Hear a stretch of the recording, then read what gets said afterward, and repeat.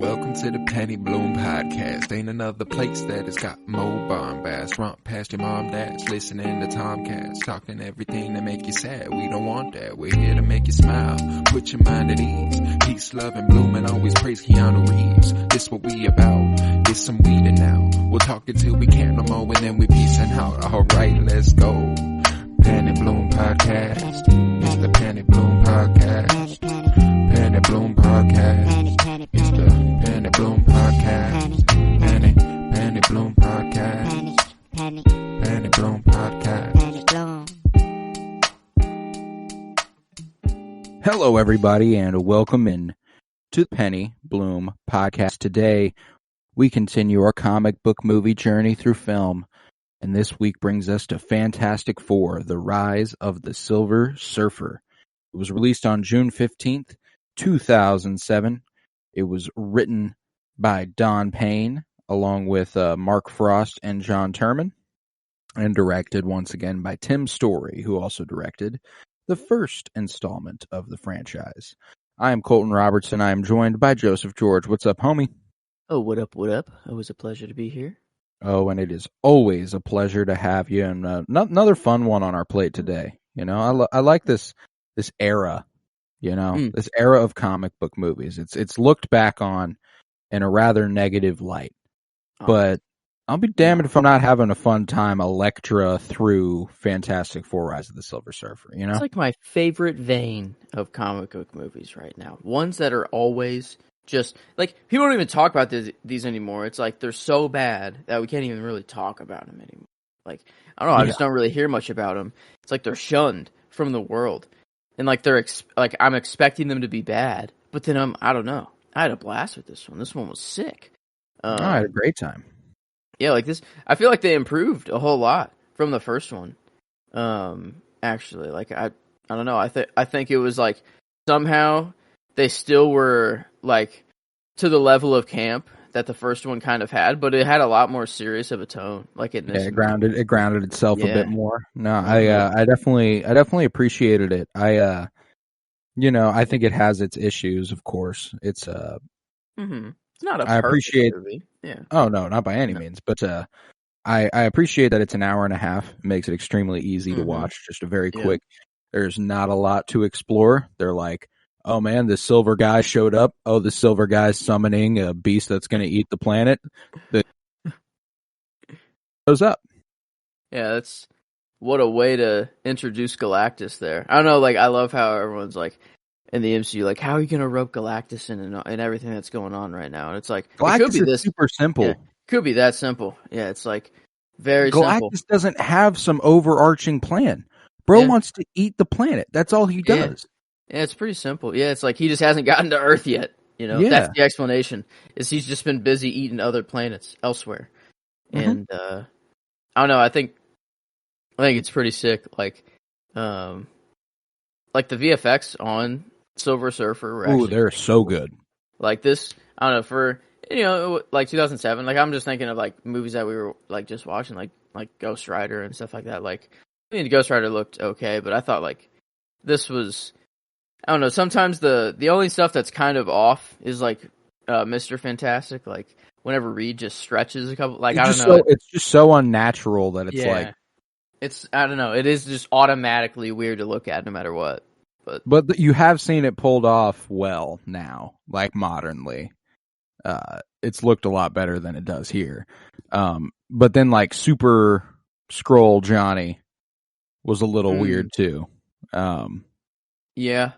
Yeah, I guess in Multiverse of Madness it was actually pretty sick. That was pulled off pretty. That was pulled off pretty cleanly. Pretty short lived, but he was stretching okay.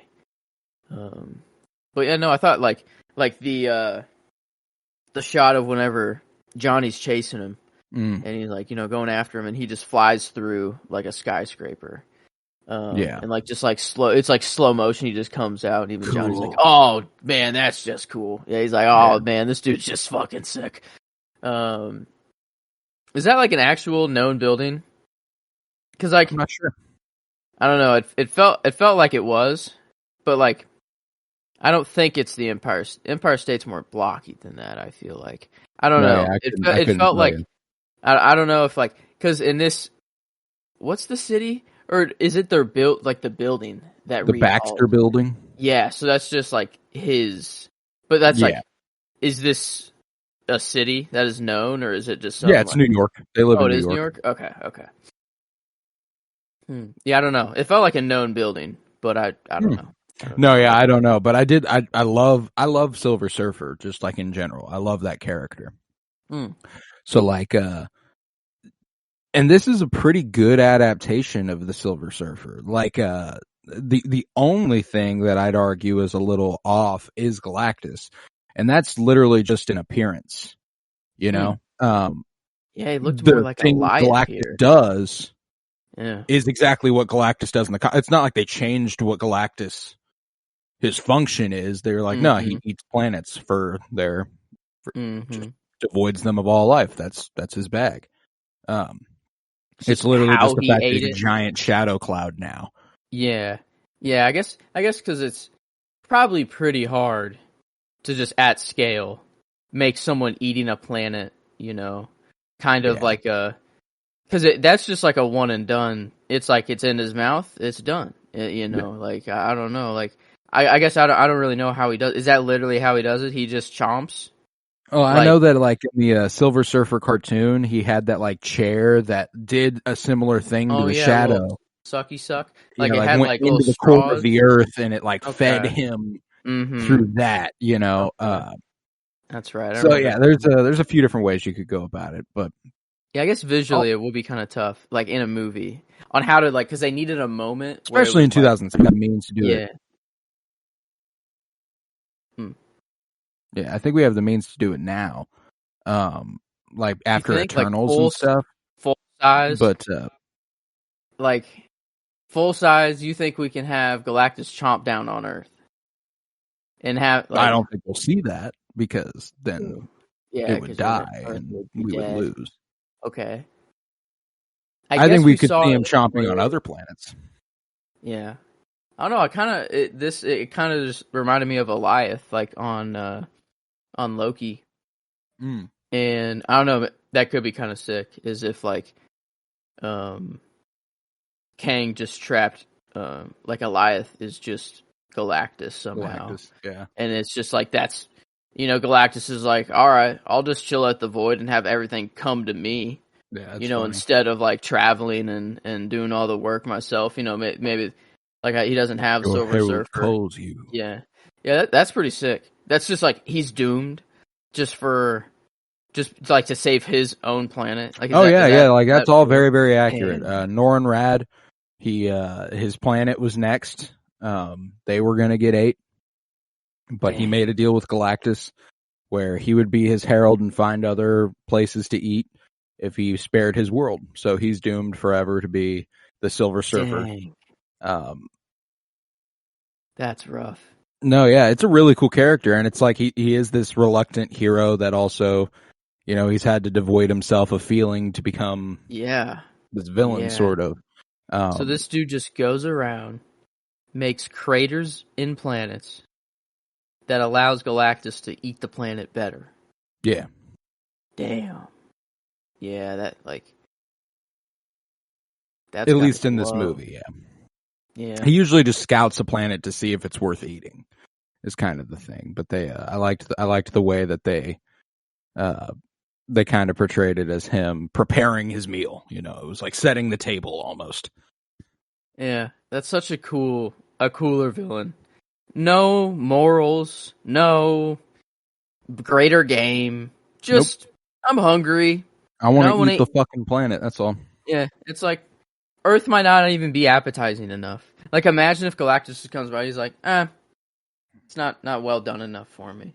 I need a couple more million years. I need a on this little medium population. rare. And he's like, yeah, no, too rare. No, For me. Let's just fuck off. Yeah, I don't know, but yeah, they roped him in this movie. I mean, he was kind of barely a factor, really, just like the overarching threat. But like I guess they kind of teased him a couple times, like the shadow. There's like I know a shadow moving across something.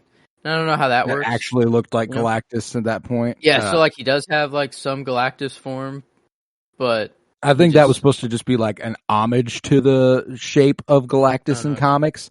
Because I think it was just the way the shadow was moving and it happened to make that shape sort of thing. It didn't really make sense. Really, well, and I was hoping like maybe there was something I forgot about when Silver Surfer like went to the middle of him and like the like fiery essence of Galactus was like in the shape of him or something. But no, you nothing. Could see him a little bit back there. I don't know. I felt like I could see a little bit of an outline like behind that fire thing. Like his face coming up close and like screaming, being like, no! Yeah, I don't know. And maybe it's like, I don't know, in my head, I don't know why I'm like, who knows? Like, that they're going to continue this, I guess. Is there another movie? No, this is the last Fantastic Four movie with this crew. And it's the rise of the Silver Surfer. That would lead you to think, like, this is like the first. They definitely left it open there at the end, like he was going to come back and be like Silver Surfer after he separates himself from Galactus. Typically becomes a pretty good guy, you know, or he could go back to his planet and vibe out. True. Probably go back to his lady if they're still there. I don't know. Is he like you remind me of her? Is he like old? Like is he like eternal? You know, just doesn't age? I don't know. It's a good question. Typically not the way that they go about telling those stories. He's typically like he's relatively fresh to this game, you know. Galactus is just moving. He's just a planet every day. Or is it like, does he have breakfast, lunch, and dinner? You know, is it? No, I'm pretty sure it's a planet a day, keeps the doctor away sort of vibe. Damn. That's nuts. But like, I don't know, at the end I kind of thought, like I could see Galactus's face kind of behind that little fiery portal thing. And I thought of it more as like a portal. And maybe it's like, he does stay in one place. And like, he heralds his portal to suck the planet, and it just brings it right to him, sort of thing. So maybe he didn't blow up or actually kill Galactus. He just killed the little portal / right, whatever the fuck that was. But no, it's probably they're not going to go back and make another continuation on this. I don't. Probably not, and it's a shame. You know, I think that what's kind of crazy is, I think whoever they get for the next Mr. Fantastic, you are starting with the idea in my head that you will not be as good as young Griffud in this role. Is that the guy who plays Reed Richards? Mm-hmm. That's how you pronounce it? I have no idea. It's my best guess. Ian? Yeah. Is it supposed to be Ian? I had no idea. That's Jan? Jan? You could be right there. That's the best idea I have. I feel bad not knowing before I came on the show, but yeah, I got no idea. Let's see how Jan. Jan? Griffud. I think Griffud. That's kind of locked in. It could be Gruffud, but I think Griffud. Johan. Yeah. Johan Griffud. Johan Griffith? No. There's no way it's Griffith, right? That would be terribly misspelled. Griffith? Are we dealing with like a Rafe Fiennes thing? I don't know. Where it's like, no, that's just not how Rafe is spelt. You know? Spelt Ralph, but we're going to say Rafe. And is this the same thing with Gruffud and Griffith? It is Welsh. I'm checking multiple sources. It is Johan. Okay. Griffith. The second source says Griffith. That's wild. Johan Griffith. Wow. It's spelled Gruffud. Griffud to Griffith. Okay. Well, yeah. So like I was saying, I think no matter who the next Mr. Fantastic is, you're starting at a negative spot for me, because I don't think there's a more perfect casting they could have found than Johan Griffith in this role. Like, he is fucking perfect as Reed Richards. Like, look, vibe, everything. He has that character down pat. And I actually went with him for performance this movie. I really, really liked him a lot in this one. I thought that he did a fantastic job. And I thought he was better in this one than he was in the last one. And this is one of those good examples of whenever it comes to superhero movies, I often like the second movie more than I like the origin movie, because we already know the characters, we know their relationships. You hit the ground fucking running. And that's kind of what everybody did in this movie, and I thought they did a really good job with that. Oh yeah, that's why I like it a lot more. Yeah, I like the origins, and that they're always a lot of fun. But I don't know. I think like Doom was kind of like a weak point in the first one. He's a lot cooler in this one. Yeah, way cooler here. Not even the main villain as well. Partially for a little bit, I guess, when he steals the board. Just steals the board, which is also a cool image. Dr. Doom having stole Silver Surfer's board. That's dope. Yeah, and like let's go for a spin, and just it spins all of them up in a Silver Surfer Doom tornado. Dude's nuts. Yeah, I don't know. So like the movie's still like camp, that's for sure. No, I mean like a Fantastic Four movie with Dr. Doom, Silver Surfer, and Galactus. Yeah, that's hard to beat, man. That's fun, I was having a good time. I was too. Like I think every character was better here. Like they're like kind of everyone was like had something to their story. I think the only one that I feel was not the case was the Thing. I think they explored him fully in the first one. Yeah, he was just kind of in a good place. Yeah, that's all. Yeah. He's like, oh man, love there like it's a fun story to be sure, but there are things that's like I feel like an hour and a half movie. It kind of ends like a sitcom episode where it's just like, well, everything's gonna be fine, guys. It's all back to normal. Like for the conflict between the group for the most of the movie being like Reed and Sue wanting to have a normal life and get away from this and all that. And that's like all the way up until they fight the final fight. And then after the final fight, they're like, never mind. Life's never going to be normal, which I can like appreciate. They're like, who's just, why does the family have to be normal? Yeah. And I'm like, okay, yeah, that's a cool conclusion. I just don't think they did anything to get there. It was just kind of like, well, maybe it's just like they feel good about having saved the world again. So it's like, man, we got to keep doing this. And the logic makes sense, but the movie really didn't. Like obviously if a group, like these four people, I mean, they pretty much saved the world. Like if they were not there, like, the world would have been eaten. Fucked. So like, fair enough. Like logically, like they're like, we can't really let this responsibility down. And like, we can't just live a normal life. We have a responsibility here. But it just jumped to that. It just jumped to them automatically knowing that and being like, we all know what we got to do now. We're doing this shit forever. Yeah, there was a little bit of an element to it that almost felt like the studio knew this was the last installment they were going to give this franchise, but the creators might not have, because the way they wrap up the story, like, it'll be fine, everything's okay. And then the way Johnny's like romance goes in this movie is very funny, like him, that woman just always kind of being there, and then like she's at the wedding next to Johnny and stuff. She's about to catch the bouquet, and he burns it up, which is hilarious. No, I don't know. Like him having like the first interaction with Silver Surfer as well, and then having him just like change his molecules or whatever. Yeah, he had to. Like I don't know. I thought that was just pretty cool, and like he had his love story just kind of he's never had any problem with women before, and like she literally starts to walk, like just she gets in the car and goes away, and he's like, I was like still talking. He's like, you're walking away and I'm still talking, like this is foreign, befuddled at the fact that he can't get this woman to swoon for him. And then they have that like moment where she's like, this is bigger than you, or like whatever, like they kind of like, she stops him and is like, you just got to grow up. I summoned it up there. I forgot exactly what she said, but then he's like, you know what? Yeah, no, I did.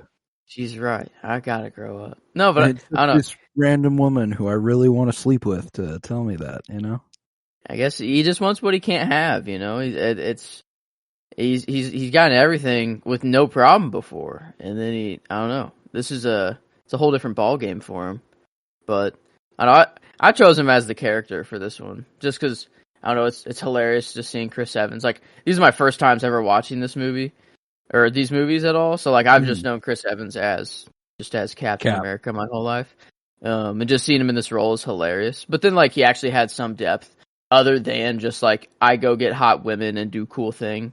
Like they expanded on him a lot in this movie, which I kind of appreciate. What I do like about these movies is that it kind of understands that Reed and Sue are the focal point of the Fantastic Four, but the way they make Ben Grimm and Johnny Storm kind of struggle with being third and fourth wheels, and then like you see them like find solace in each other in this movie. They go sit down at the bar while he's like throwing darts and stuff, and like they just to you, my friend, you know, like it's cute as fuck, you know, and that's how it goes in these movies or in these stories with the Fantastic Four, which I really, really appreciate.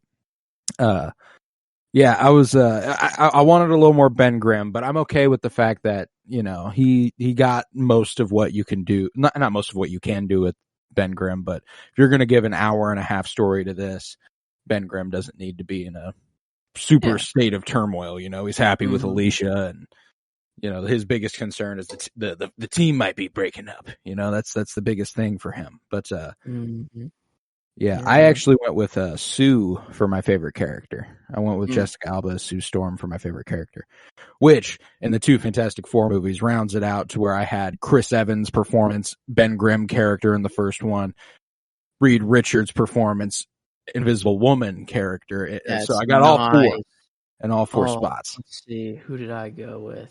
I went with Chris Evans and Mr. Fantastic. And then now I'm going with, I already went with Chris Evans for character. Dang. Yeah, I have everyone but Ben. It happens. Man, sorry. No, I loved Sue. I loved Sue in this one. I thought that like this movie really understood her a lot better than the first one did. I thought, you know, I think that the role that the Thing has in this one was kind of what Sue got in the first one. I felt like, where she was just kind of there. She was kind of an object of everyone's affection and kind of just treated as like a prize almost, you know. And then in this one, she has a lot of agency, and I love the way that she's kind of the reason that the Silver Surfer is down with Earth, you know, like I mean, she had like by far the most relatable story out of any of the characters there were. Like the Things is just like he is happy and I'm good for it, you know, but there's no real conflict really in his story. So I mean, nothing really to relate or go with there. Johnny has his molecules changed. He can't touch anybody or else his powers shift. How relatable is that? And then also, you know, you got Mr. Fantastic that is being asked by the military to create a sensor to track a strange alien being, and do it while you're about to get married to on the side, as everyone does on their, you know, with their spare time. But no, yeah, I thought like her story is what kind of grounded it as like the true family, you know, family dynamic and everything that's going on. Like having, like obviously the husband and wife there, but then you have like the brother, you know, like John, like how Johnny's like dealing with it all and everything, and like it is like this nice moment when they attempt the first wedding in this movie that we see, and then like Johnny has that moment with Sue, and it's just like, like no, you do look beautiful, and like Dad would be proud right now. I was like, oh okay, you know, like all right, I dig, but like I don't know, I thought like her story just being the most relatable, and like I don't know, the only award that this movie won was like Jessica Alba for worst actress, but like I thought she actually did a really good job. Yeah, I think that when it comes to the Razzies, man, it doesn't matter how good or bad a performer was. If it's a bad movie, the person who's kind of the lead in it is going to get a bad actor or bad actress kind of nod. And that, because that's what I found, you know, with the Razzies. It's like, they weren't bad in this movie. It's just a bad movie, and they're fine in it, you know? Yeah. I thought she did great. No, I ended up going with her for performance. I think kind of more for like just, I think the story she had was just kind of the best, and just kind of central story that's actually going on here is like if they do want to continue this and or stop it someday to actually have a normal life. And you know, like they're a lot of like whenever I think it was for making the censor or something like that. Or no, maybe it was the bachelorette party. I don't know, something. But Reed was coming up and he was trying to apologize. He was like, I'm sorry, whatever. Oh no, it was for making the censor. And then she was like, no, it's okay. I understand. It was the right thing to do. And Reed's like, oh, okay, great. Turns around, starts walking. Dude, she's like, just smushes him in force field, turns him around. She's like, I'm not finished. I wasn't done talking yet. And I don't know, that another pretty relatable moment.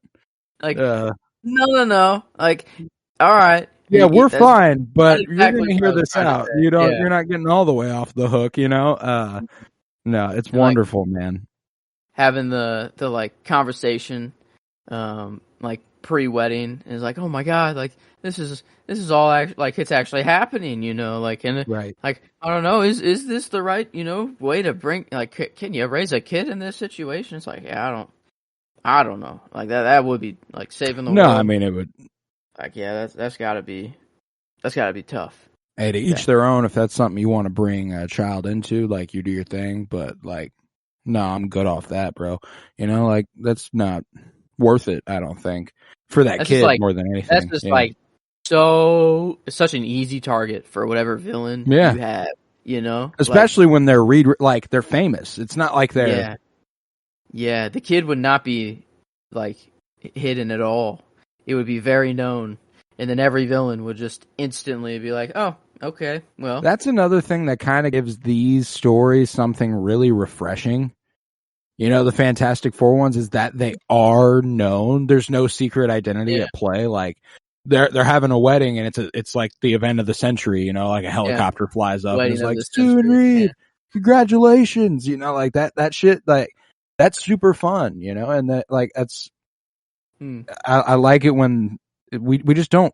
Have we ever had that on any of the movies that we've discussed? It's like, I mean, I guess with Iron Man, like when we get there, Tony starts to get a little world famous and stuff like that, but not like, I don't know. I don't even think like this though. Like this is like the Sue Storm, like Mr. Fantastic are trying to get married again. Oh my fucking god! Like this is everything way into the century. Like I don't know, Johnny's just getting every advertisement like in the book. What do you have against capitalism? Yeah, he's just off just doing brand deals, just making millions, and the Thing's just happy, I don't know. They're I love the Thing in this one, man. My one of my lines, I was tempted to go with it, is when Johnny gives him shit. He's like, how do you two... He does the little, like, click. You're like, yeah. That's none of your business. He's like, no. It's just that I would hate to wake up one morning and hear that she was killed in a rock slide. And then he, like, bolts out of the room. That's I remember, this is another one that, like, these two movies, when I was younger, like, I destroyed these movies. I loved them very, very dearly. I remember seeing this in theaters too, and just not really getting that, and being like, he's a rock, but, no, that's funny. This one did have a little bit more of an advanced sense of humor, like the bachelor party stuff, and there was one girl with Johnny, and like being interviewed, like how does a lady stay with Johnny Storm or whatever? She's like, fireproof lingerie and a lot of aloe or something like that. Like, like, I don't know, a couple times they went a little sexually charged there. Yeah. But no, I thought it was all great. And then of course Sue winds up naked on the street again, like that's just classic kind of Sue fashion. If you've got Jessica Alba in a mid-2000s movie, you're going to sexualize her in some capacity. At least that's what every writer and director and executive of the time must have thought. Yeah. Why does this always happen to me? Well, I can tell you. Kind of a meta, like fourth wall break there, maybe. Actually, maybe that was actually a cry for help. Like, please. Improvised line. Like, please stop. Like, for the love of God. Man. That's what's like.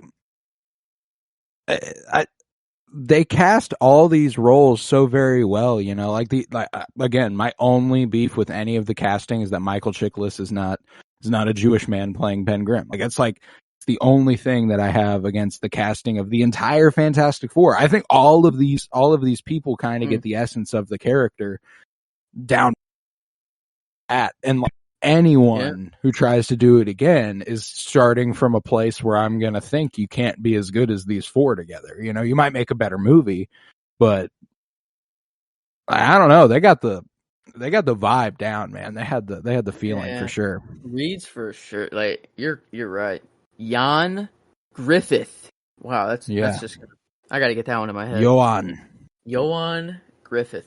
But yeah, he is like the perfect kind of just nerdy, like always focused on his whatever the fuck he's got going on. You know, that jet, whatever he made. Yeah, the Fantastic Car.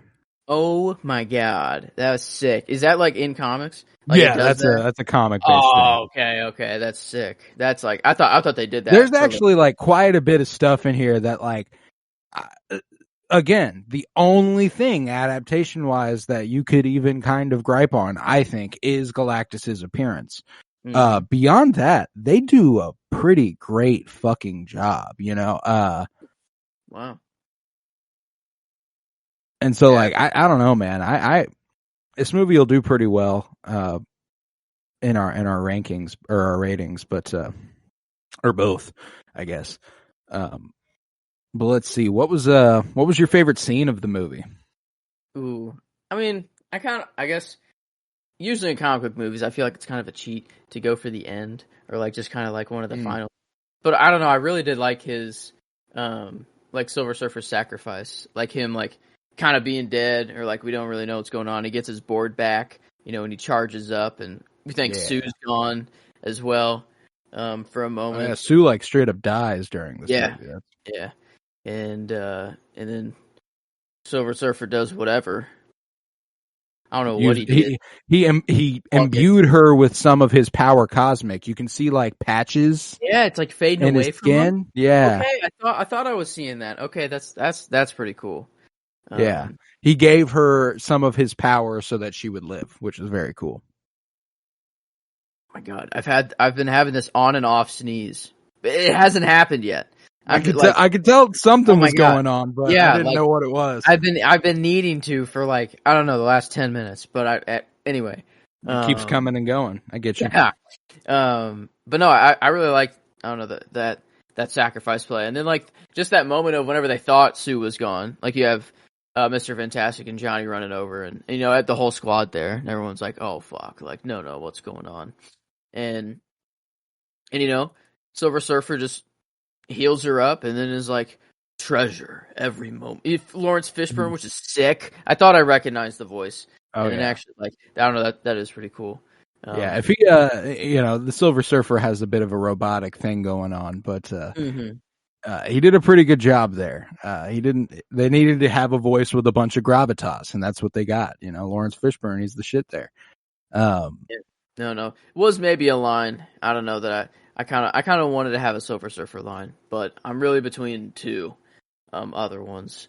But I did kind of I don't know. It was kind of nice that moment there. That's why I went for the scene. I thought the scene just kind of had everything there. I went with a line that Silver Surfer says right before he does that, where he's like, "Tell her she was right. We do have a choice." And then he flies on up there and blows Galactus up. Like, I love that shit. It's one of my favorites. Yeah, just like, did he take like all the energy from the board? Yeah. And then like just so like that's why it's like just his body out floating. So, well, like, the surfboard does start to sparkle and fly toward him at the end of the. I missed it. Then. I guess I didn't see the board. I thought it was just him floating out there. It's in the background behind him, and then as he like fades off screen, the board like straightens up and starts flying towards the camera. So like, that's hype. They gotta make a new one. Come on, guys! I love the Fantastic Four movies, man. Like I really do, and they'll always hold a special spot to me. Oh man, I didn't even see that. I'm pissed. And then freaking Johnny got all powers in one. You know, at 1.2, we got to see him. who did he fight during that? Was it Doom or was it? That was still the. I think that was still the Silver. No, it was the Silver Surfer. His board does fly back. Oh my god, it's so obvious. Oh, maybe I just like ended the movie early or something like that. I don't know. But yeah, wow. I don't know how I missed that. It's like literally the only thing you see on the frame for a little bit. Yeah, he's fighting. Oh, he's fighting Doom. He's fighting Doom on the board. That's when Doom steals the board, and he's fighting him. And Johnny's like, "Let me handle this," but still not make it about me. But it's like obviously all about him right there. Like he's about to fucking power up and go ham. It's not about me. Like I don't know, him grabbing on the building, like slingshotting around, like being able to fly, and then like just wrapping around and then like burning them up. Yeah, I know it was a really cool like combination of all the powers and stuff like that. But that's the thing. This one was like as far as the first one, I don't know.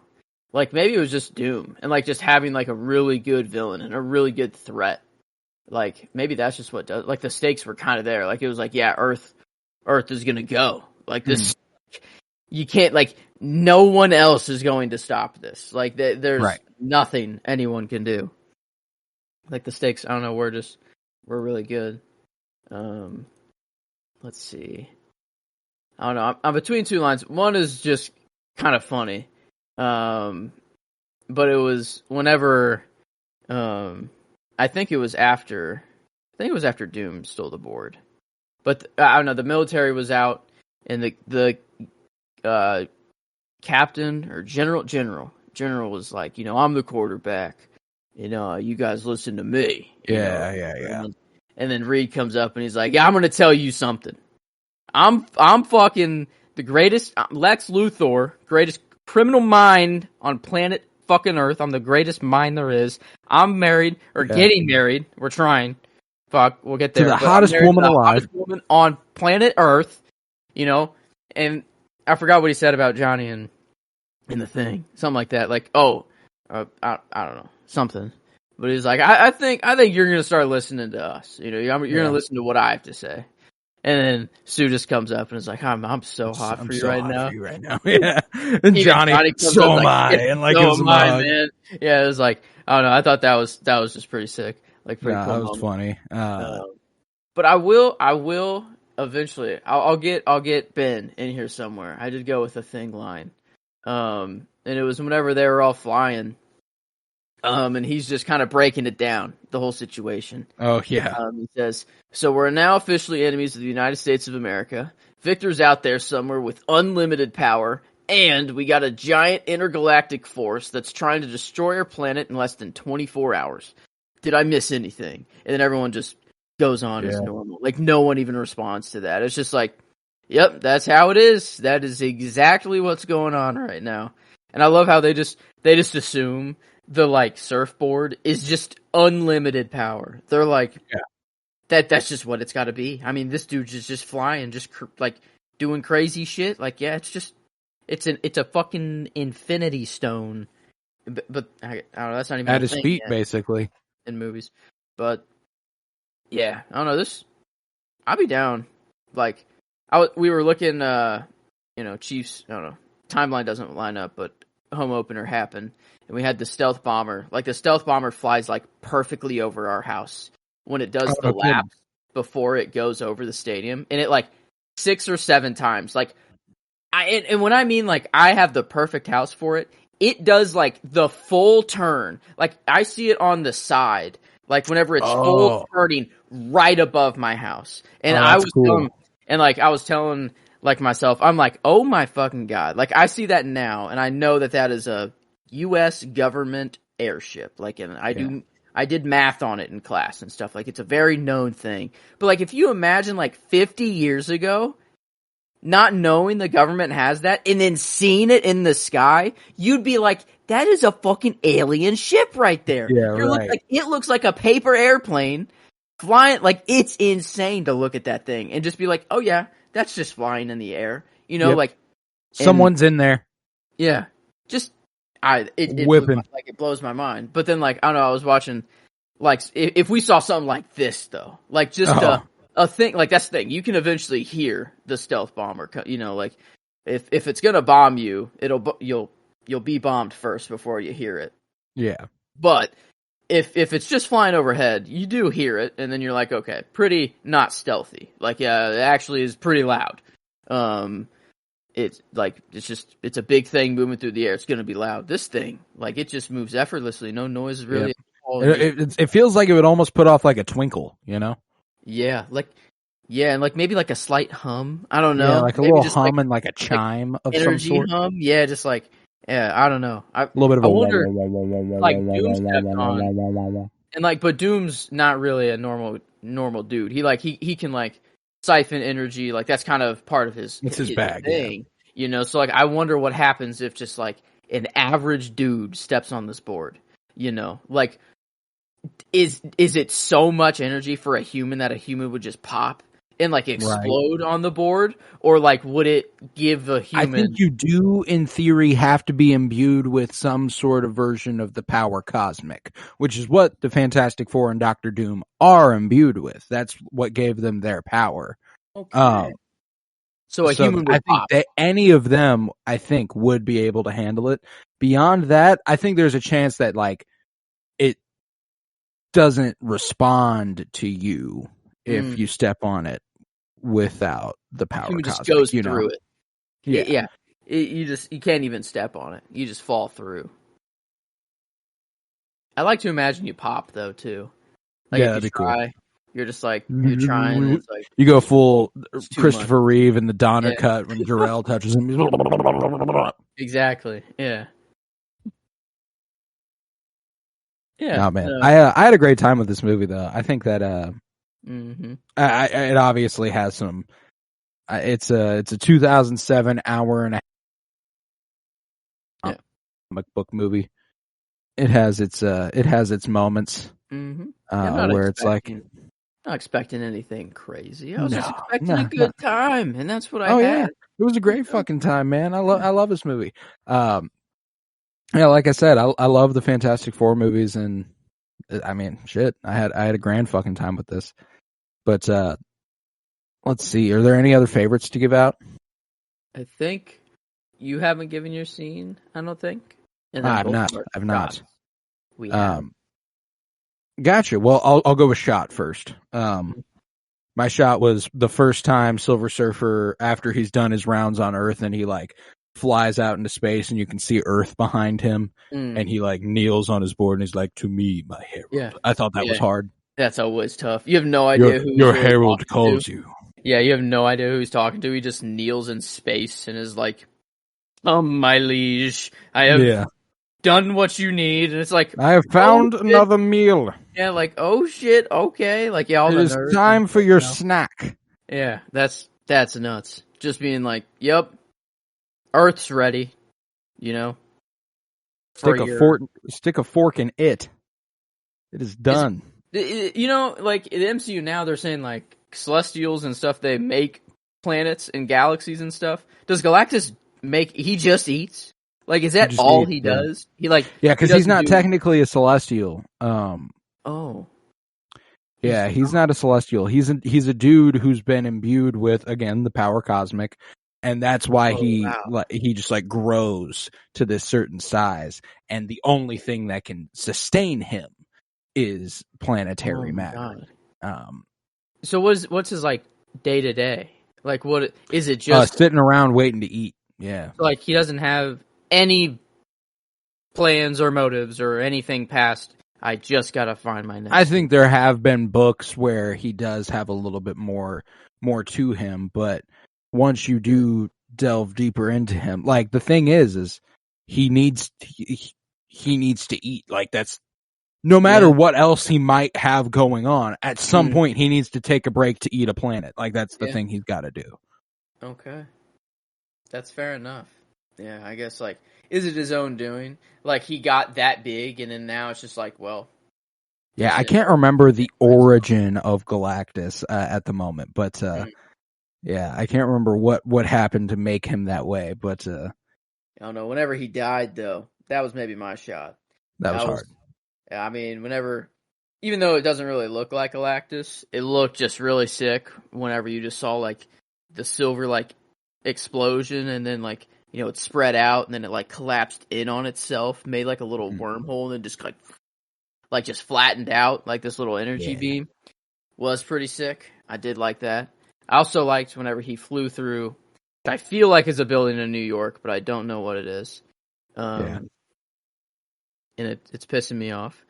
Anyway, unnamed building when he flies through was really sick. Also, it was also cool to see like Silver Surfer and Human Torch, like they're going so fucking fast that this fight that takes 8 minutes, maybe not of screen time, but it takes like 8 minutes total. Mm-hmm. They're like in Washington DC at one point, and they're like flying all the way around America. Yeah, they did fly around the Washington Monument and then just make it all back. Damn, just takes a few minutes for them to go from New York to Washington, and that'd be so sick. Yeah, when he was in the tunnel too, like upside down, just flexing, and like even Johnny was like, "No need to flex, bro." Like, damn, like all right, like I get it. You don't like, need to do all that, man. Shit, like, you're better. You're better than me. You can go through the bus. I don't have to dodge it. You can fly upside down. Gravity doesn't have whatever, dude. Like, cool. I don't know. Johnny's and that's one of the cool things about Johnny's character in this movie is not only was he shaken on a literal molecular level, but like he was shaken because no one's ever been able to do that to him, like wash him. Yeah, basically. He got humbled in this movie hard. Yeah, that's true. I didn't think about that. It's not. I guess they've just been around, just saving like normal crime and stuff. Probably, like that's just what they've been up to. They say it was like 5 years. Yeah, we don't get a lot of off-screen exploration. They're not like, well, we had to face off with the Mole Man last week or anything like that. Like, so I think it is reasonable to assume that within this canon, they faced Dr. Doom when Reed and Sue got engaged, and then it's been a few months to maybe a couple years, and now they're facing the Silver Surfer, Okay. Because the only backstory we get is like, it seems that there was more attempts at the wedding than even these two that were in this movie. It seems like it's true. They've been doing stuff for sure. Mm-hmm. So I don't know. Yeah, that's true. I hadn't even considered. I guess just norm. Yeah, I mean, like they got to get famous. They were already pretty famous, actually. Like even in the first one, they were already like pretty famous. But if they can't 4 weddings, those are like they don't call Fantastic Four in for just some shit. Like they've been doing stuff, like big stuff. So that's cool. Okay. Yeah. Who knows? Maybe they'll be back in Secret Wars whenever they cast everybody that's ever played a comic book hero in existence. And if they don't agree, they just whip up their AI stunt double and put them in the movie anyways. Exactly. So we're gonna get everyone. They own your likeness. Yeah, so maybe we will get the continuation, and we'll get the other 2 failed wedding attempts that everyone has been wanting to see for years. The 2 failed Fantastic Four. I just want to see that. That's all I want. What happened in between Doom and Galactus? That's what the world needs. No more Spider-Man link-ups. No, Hugh Jackman as Wolverine would be cool. We're getting it in Deadpool 3. I'm good.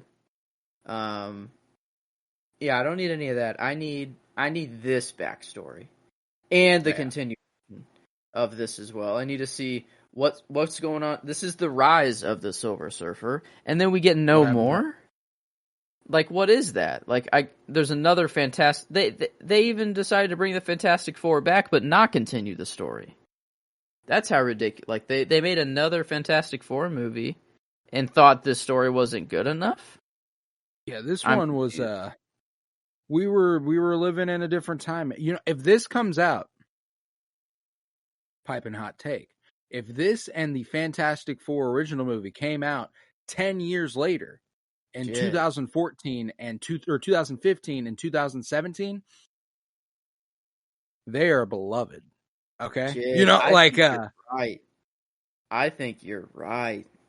Like people be like, "What are they building here?" Like, yeah, they were ahead of their time. Mm-hmm. These are the most MCU movies before the MCU, and there's zero doubt about that in my head. Wow. maybe like they actually thought they were starting like the MCU. You know, I mean, like the MCU is about to start. Like Iron Man is next. You know, like maybe they really thought Marvel's clearly been cooking. You know, they're thinking. Yeah, like maybe they were just waiting until the hit to be like. Well, all right. there was like and I don't know how far. I don't think it ever even made it to any form of production. But something that they floated was like a big team up movie with Spider-Man and the X-Men and the Fantastic Four and Eric Bana Hulk and Blade and Daredevil and Elektra, like all that coming together. Oh, that would have been amazing. Howard the Duck, maybe. Yeah, bring him back. We need That's the original OG of the MCU. You know, not a lot of people like. Another thing that's crazy to think about is so this is our 33rd movie, right? And we've covered 1, 2, 3, 4, 5, 6, 7, 8, 9, 10, 11, 12, 13, 14, 15, 16. We've covered 16 Marvel movies of our 33 movies total.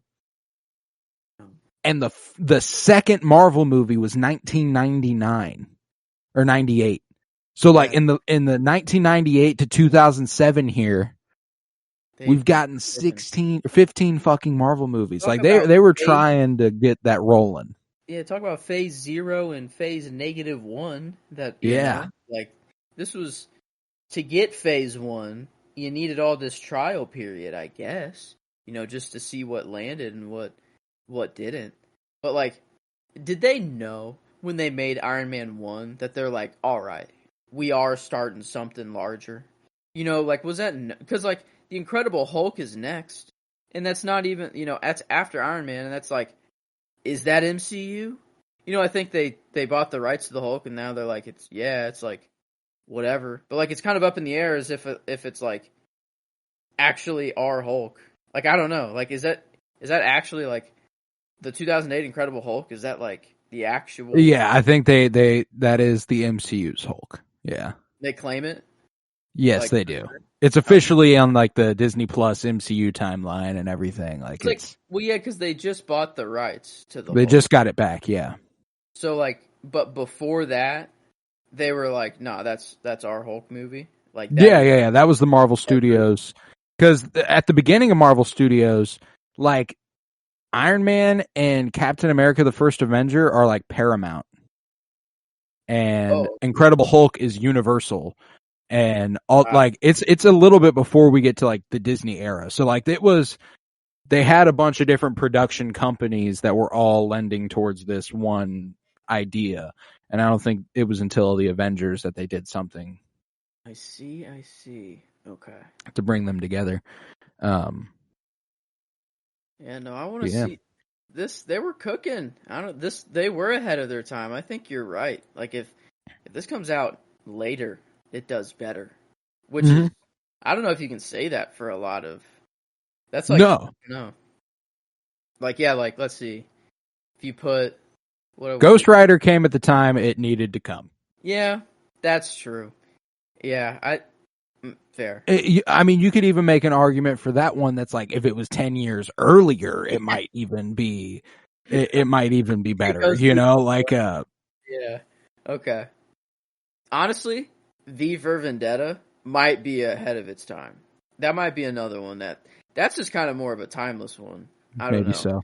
I like V for Vendetta. That one like just stands out amongst all the. Oh, it's different. Yeah. Yeah, it's kind of its own thing. But yeah, I think not many movies are ahead of its time like that at all. This one is. They were doing something. Yeah, and whether that's I don't know if it's necessarily a version of praise you can give it. It's more on the audience, I think, than anything. That like in 2005 and 2007, these movies were bashed. But 10 years later, in the midst of the MCU's like reign, these would probably be accepted as pretty fucking good. You know what I'm saying? Like, and that's interesting. Just the way that audiences' tastes evolve, because we're heading back into that period where people feel about superheroes about the same, or superhero movies about the same as they did in this 2000 to 2007 run. You know, like we're getting back into that era of superhero sort of hate. Yeah, not many superhero movies deal with like a threat from space or like a threat that is bigger than Earth.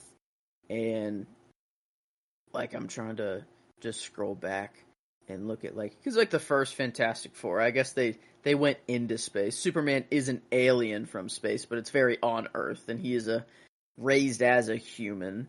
Yeah, even Spider-Man's symbiote that just is a meteor crashes on Earth. Nothing else is really like in space at all. Yeah, no, I don't think it's Howard the Duck. Take it back. I'm sorry. That is the true go to the MCU. Really started everything. That's true. Like, he came from a Man, yeah. Is this the first Marvel movie that deals with a space threat? That's crazy. The first kind of movie on the list ever. Really, anything like Superman, kinda. You know, like yeah. I mean, Zod and yeah, but like Zod's pretty big. Actually, that's true. Yeah, I guess that definitely does count. But I don't know. Besides Superman 2, this is pretty much it. Yeah, it feels more like Zod is still like a humanoid. Yeah, right. Like just really strong human. Looking like this is just straight up they know instantly. We're like, yeah, this is not human. Like, yeah, this is fucked up. Not even close. Something's going on. Yeah, it's like dealing with space. I mean, like, and then it probably takes until the first Guardians? Yeah, it takes James Gunn to be like, all right, fuck it, I got you guys. I can rope in space and not have people. Oh, fair. Asgard. That's Asgard. Yeah. That's straight up Asgard. Yeah, that's fair. That's 2011. Okay. Still a few years away.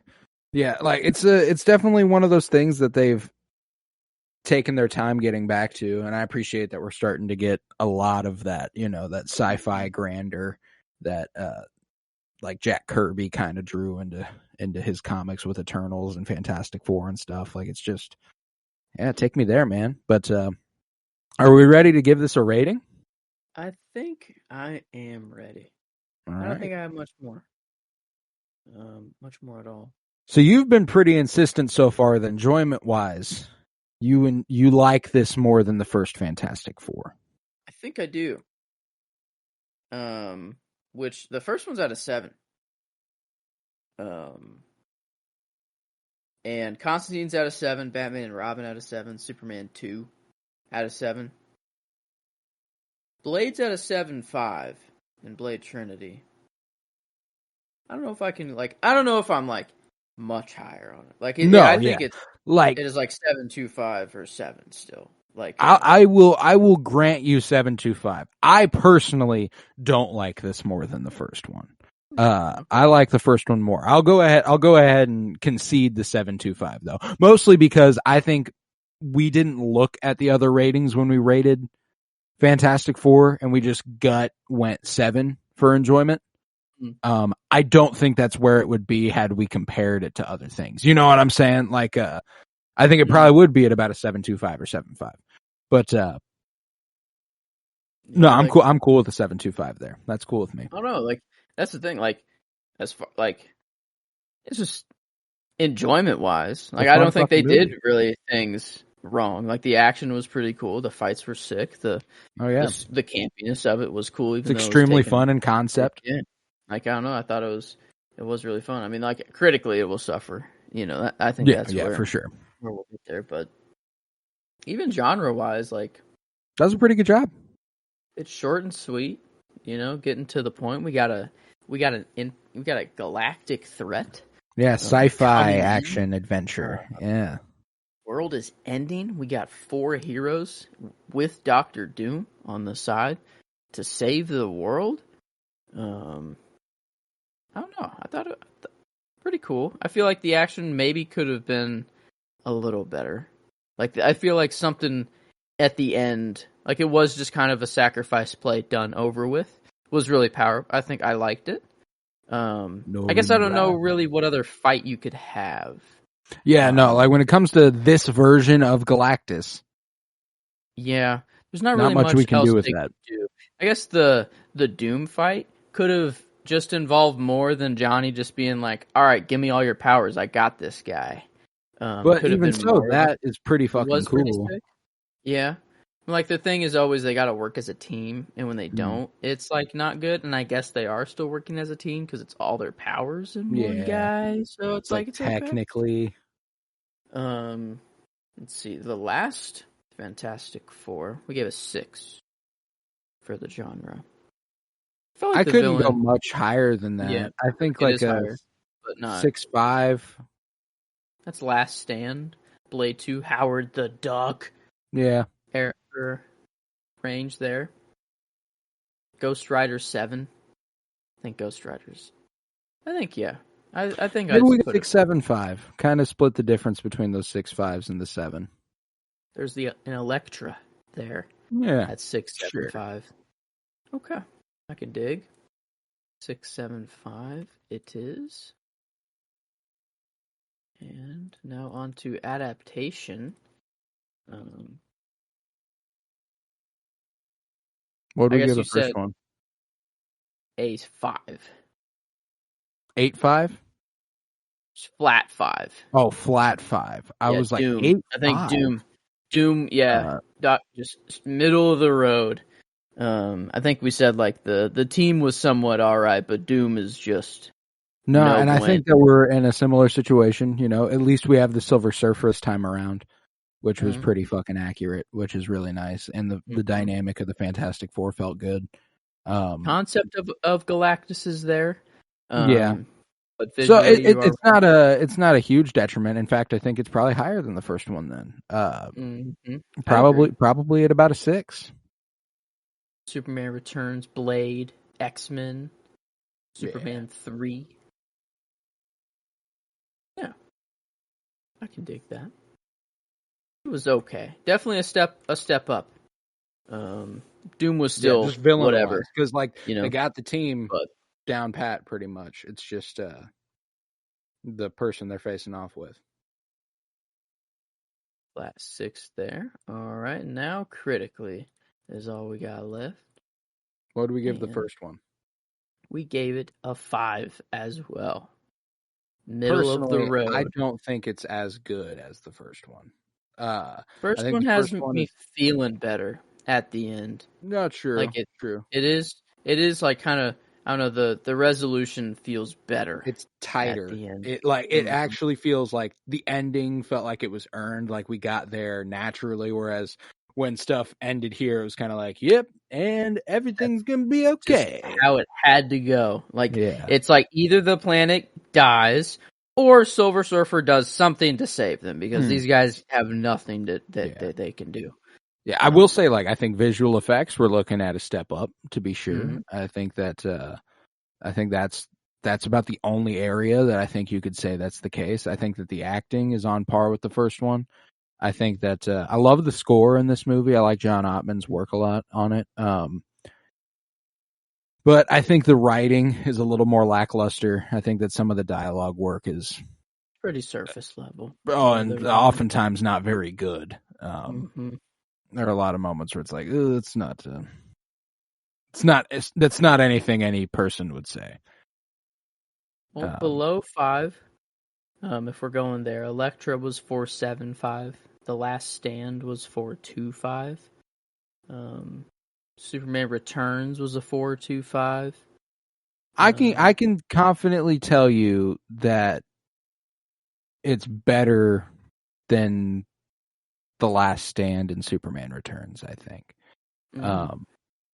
Elektra, it feels a little bit more on par with it. And even so, I think Elektra might even be a little better. I think it does split that gap. I think 4 or 5 is kind of... Because I would put it between Elektra and Last Stand. Yeah. I think it is either on the same level or a little bit below. I say we go a little low. I think 4 or 5 is fair. And if we do that, it would average her out to 6.13, which puts it 6.13. ties it exactly with Blade Trinity. Barely below the Hulk and Daredevil and Ghost Rider, but above Howard the Duck, Constantine, and the first Fantastic Four. All right.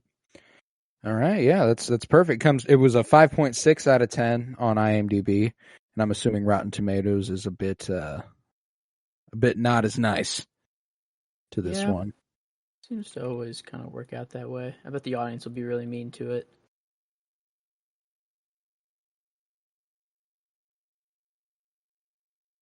For 6.13. Can dig that. That's why it's Fantastic Four: Rise of the Silver Surfer. Rotten Tomato, 38%. Yeah. Critically, 51 on the audience. The audience is just you either But love it or you hate it. Yeah, either like it or you don't. It's split on it. But yeah, critically at 38. I guess it's not the best made movie, but I can see how you'd watch the hell of it as a kid. Oh hell yeah! Where does it fall on your personal ranking of the project so far? Is at 16 out of 32, so I guess halfway for me. I put it above The Last Stand, above the first Fantastic Four, but below Batman 89 and below Superman 2. Interesting. Our rankings continue to evolve a little bit the deeper we get into evolve away from each other. Because I also have it at 16. But that's below The Last Stand and the first Fantastic Four. And above Batman 89 and Daredevil and Blade and Spider-Man 3. I also have Spider-Man 3 below it. Did I have Spider-Man 3? I didn't. Wait, how am I at 32? Oh yeah, we are at 33. We're at 33. Sense. This is the 33rd movie. That would make sense. Spider-Man. Oh yeah, where's Spider-Man 2 slot in for you? We didn't do that with the guest last week. Didn't want to alienate him too much by going like, where do you rank it? 3 would go probably right below Ghost Rider.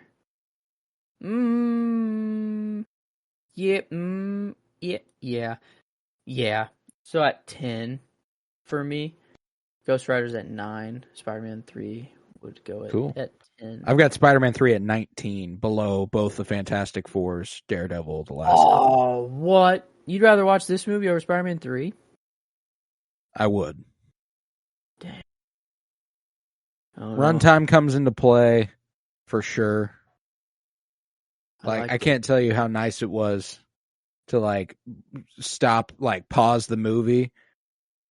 What I felt was 30 minutes in, but it was 47 minutes in, and I had less than half the movie left, and I was oh fuck yes, it's just a rewatchability thing. I think The Rise of the Silver Surfer has a little bit more to it, for that than Spider-Man 3, and that's kind of whenever it comes to this ranking, it does kind of vary on reasons. It's kind of like our top 100 favorite movies project, where it's some rise because of their quality, some rise because of how much I like it, and sometimes it's a combination of both. Different every time. But I've got a spread of 2, 7, and 19 for Spider-Man, Spider-Man 2, Spider-Man 3. I got, let's see, pull mine back up real quick. Believe Spider-Man 1 is number 1, I think. Yes, I have a number 1, 4, and 10. No, this is interesting, especially considering this is our last episode of the comic book movie project for about a month before we get back to Iron Man. So it is kind of interesting contemplating what we've done so far. This is the conclusion of another franchise of sorts before we enter the MCU. So let's do a little bit of that. We've concluded the Donner or Reeve Superman movies, the Tobey Maguire Spider-Man movies, the original X-Men trilogy, and the 90s Batman movies. We've done all that. So where do all your what's your favorite of all those? Who did it the best? Well, do have Spider-Man 1 and 2 up pretty high. And for a trilogy that's 2 out of 3, I'd say unquestionably. The third one is just kind of so-so. Spider-Man's pretty high on my list. Superman 1, I think, has the best, just kind of singular movie. I think still that I don't know, that movie's just gonna reign supreme for quite a while. I think if maybe just it might just be the best comic book movie that the I don't know. I don't know. It is really nice. But the X-Men also, like 1 and 2 were good. Last Stand, it's good until you get to the end and have to think about it. Yeah. But that's a strong trilogy. Batman's kind of all over the place for me, not gonna lie. I got a little bit everywhere, you know. I mean, like Mhm. when it comes to the '90s Batman movies, you know, like I'm trying to exclude the Dark Knight stuff because we've only done Batman Begins, but like when it comes to the Reeves Superman stuff or the Reeves Superman universe, I've got Superman the movie at 1. I've got both Superman 2s, Donner Cut and Superman 2 at 11 and 12. Then I have Superman 4 at 26, Superman 3 at 30, and Superman Returns at 32. So it's like top 3 rows, bottom 3 rows on the letterbox list. You know what I'm saying? Like it's that's kind of what we're rocking with there. Mathematically, I've got Spider-Man at 2 and 7, whereas I have the X-Men's at 5 and 9.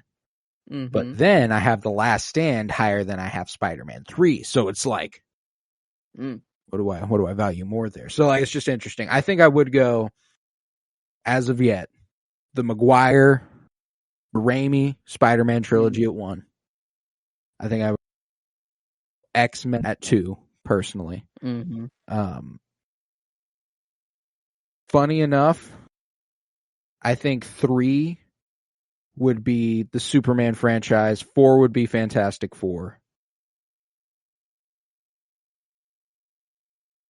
Then the 90s Batman movies, Burton or Schumacher. Then Blade. Yeah.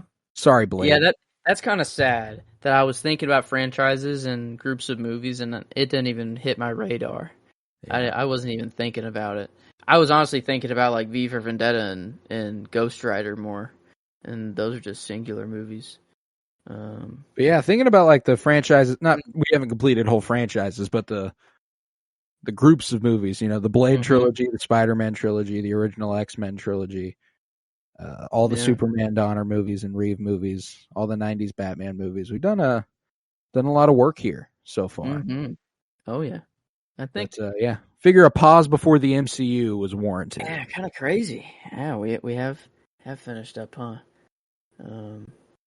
We'll just be having a lot of Scorsese to do until we get back into the MCU. Yes, indeed.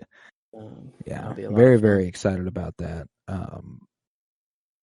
But yeah, it's we got a lot to look forward to. You know, next Wednesday we're concluding our top 100 favorite movies project, which I'm very, very excited about. That's the top 10 next Wednesday. We are continuing Game of Thrones Winter is Blooming next Monday.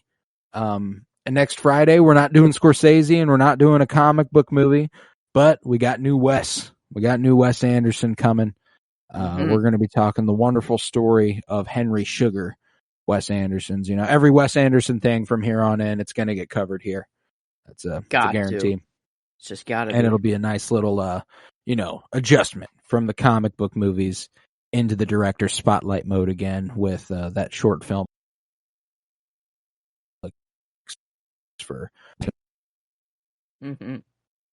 But yeah, then if you would head to patreon.com/pennybloomPod where you'll find over 50 hours of exclusive content, all sorts of book reviews, comic book reviews, movie and show reviews, and the like. We're covering Ahsoka over there semi-regularly. It's been a lot of fun. For $3 a month, you can support the podcast financially, which is huge because it costs me money, and I don't make any off of it unless it's over there. Continue to download. Hopefully, by the time this episode comes out, we've passed the 20,000 download threshold. We're very, very close. But we would love to get there and continue growing. That'd be awesome. That would put us. We entered this year with like 10,500 downloads. Okay. Ever. in our 3.5-year history. So if we can double that in 1 year, I'll feel very, very good about it. That was kind of my quiet goal within myself. So if you want to download, that would be huge. Remember to leave 5 stars, rate, and reviews. Head to Twitter, follow at Penny Bloom Pod, follow on Instagram at Penny Bloom Podcast. Remember to stand in support with SAG-AFTRA and WGA and their struggle against the studios, as it doesn't seem to be ending anytime soon. And people deserve to be fairly compensated for their labor. Doesn't seem like that's shouldn't be a hot take, but here we are where it feels like it is. Goddamn shame. Pay your actors and writers. Doesn't seem difficult to me. Yeah, with that, I was Colton Robertson. I was joined by Joseph George. Thank you very much, homie. Oh, thank you for having me. It's always a pleasure to be here. Oh, and it's always a pleasure to have you. And I can't wait to talk Iron Man here in about a month on, I believe, October 27th. Is the date we have slated for Iron Man as of right now, or 29th or something like that. 27th, yes. 27th. I still so we're didn't a good get month away. Out. It just happened again. I thought it was coming. It did not. Yeah, it happens But to the best of us. maybe when we get to Iron Man, I don't know. Maybe I'll get it out. Maybe you'll finally let it out. But, maybe it'll finally happen for you. But yeah, with that, remember, peace, love, and bloom. And I'd hate to wake up one morning and find out she was killed in a rock slide.